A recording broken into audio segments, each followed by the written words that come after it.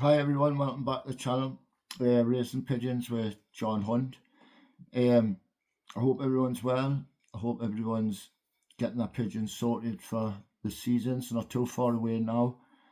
Used to be my favourite part of the year, this getting them prepared for the season. So I hope everyone's up to speed and getting where they want to be.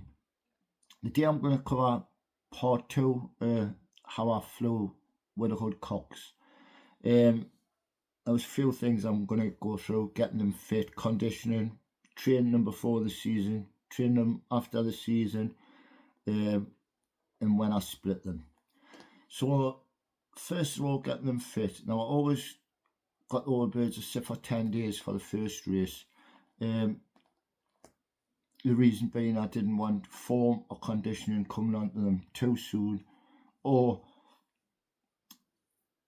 form or conditioning coming onto them too soon and losing it within 2-3 races, then that had for the rest of the season. So I always got the pins to sit, make sure they were sat for 10 days or as close as I could do for the first race. It didn't matter if they hadn't, because I had really a young bird by this time. So as close as I could for 10 days.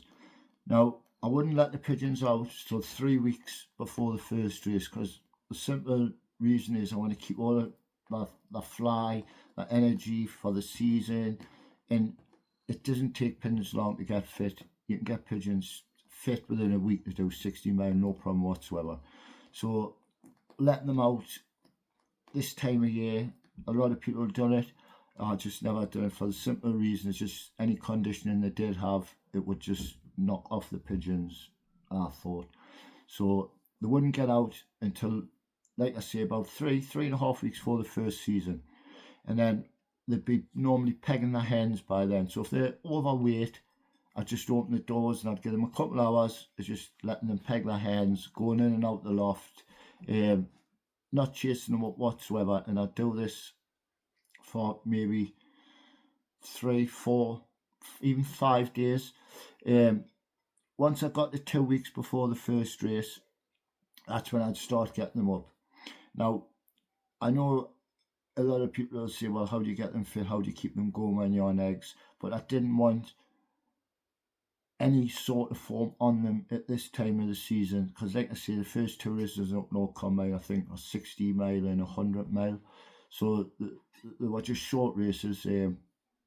And for all we did win some of them races, we tried to keep the form on them for later, by not letting them out and keeping the fly for the season.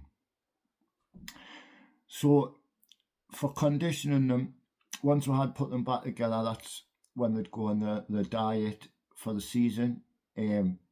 So the cocks and the hens, they'd be in the cock loft and the tray would be down 24/7 in front of them.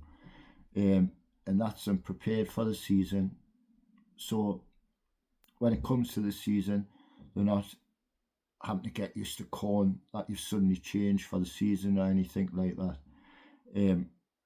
But I'll come on to what I fed me cocks in a little bit. So once I had been out for a week jumping about, even laid a few days, that's when I'd make them go up. Now, hens are on the eggs that aren't going to go. I wasn't too worried, like I say, because it was quite easy to get them fit. You can take them 10 mile after they've jumped about the loft for a week and they'll come back no problem.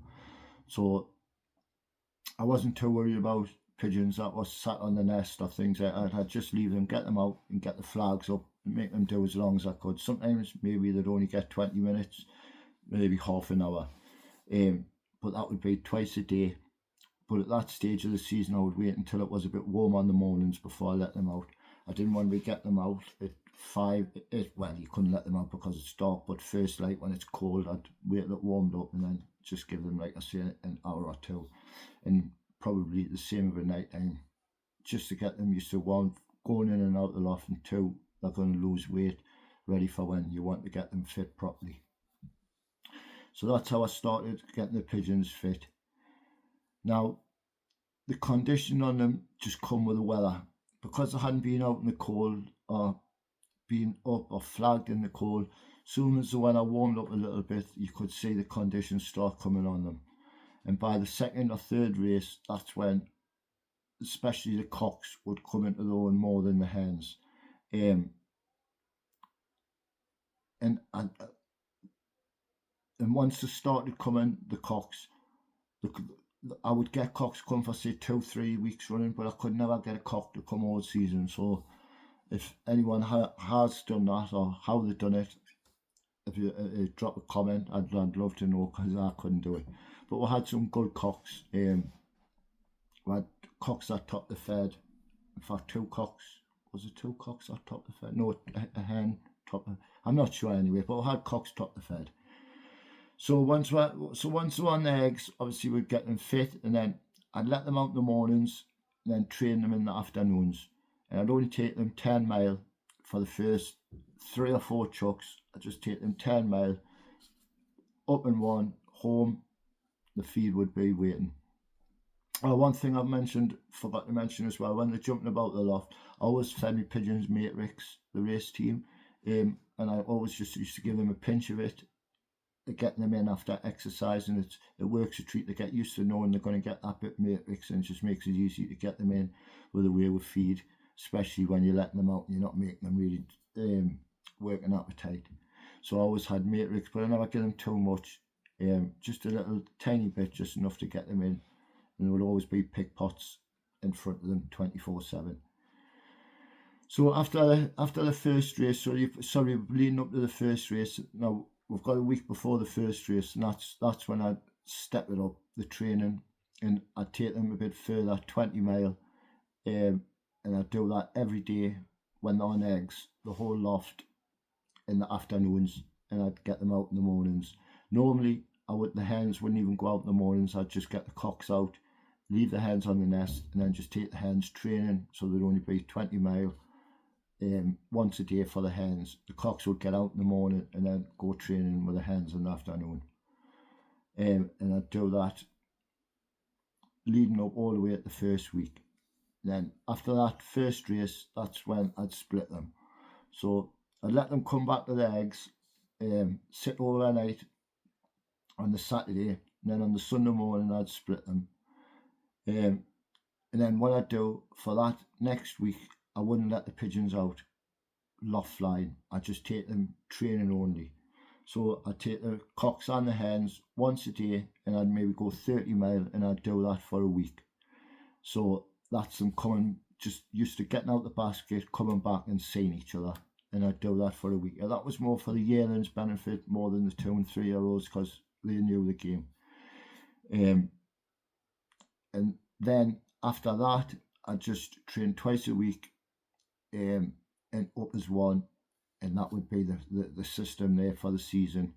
Now the cocks I'd feed the cocks a little bit different to the hens, because I work the hens a lot harder, for one, just in case they did pair up, and for two, was sent them the longer races, the hens rather than the cocks. So the hens, like I said in a previous video with the hens, they had Superstar Plus, whereas the cocks used to feed 50-50 Superstar Plus and Jerry Plus mixed together. So it was a little bit like that, but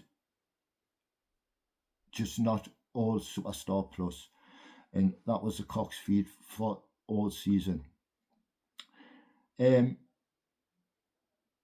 the condition in the season, they always got 2 baths a week, Friday mornings, to keep them calm before a race, to save that energy, and a Sunday in the loft as well, both times in the loft, and that was to help them rest and to put any condition on them that they've lost in the basket, regards fella and things like that, because you know sometimes they lose a bit fella quality being in the basket.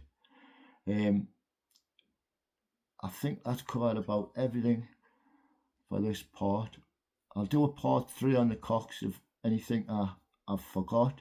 The treatment's all on a different video, so you can see regard how I treat them. I didn't want to repeat myself doing that, but yeah, that's how I raised the cocks. And like I say, we had some good results with cocks. I had a cock with a a second section, a fourth section, a sixth section.